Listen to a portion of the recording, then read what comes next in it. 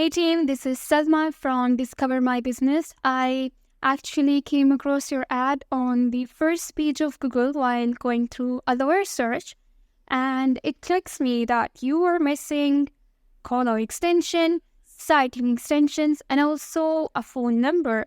I mean, if it is properly managed, then you will have these things on your ad when you are spending a lot to display it on the first page of Google, right? So what's the benefit of having them? I guess you're aware, but I'm still going to tell you that it decreases your pay-per-click because when people are clicking on these extensions, they are directly landing on the landing page, right? So it automatically decreases your pay-per-click and increases your CTR.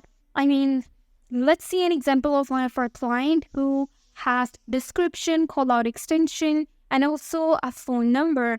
I mean, that's the point of having the phone number on the Google ad. Like, people can directly call you or even submit a form. You can also have this option on the ad to submit a form directly on the Google page. I mean, it just decreases your pay-per-click. It's you minimizing your budget and increasing your conversion rate from 5 to 10% automatically. So let's connect and discuss how we can manage your Google Ads campaign better, and let's have a free audit call. Have a good day.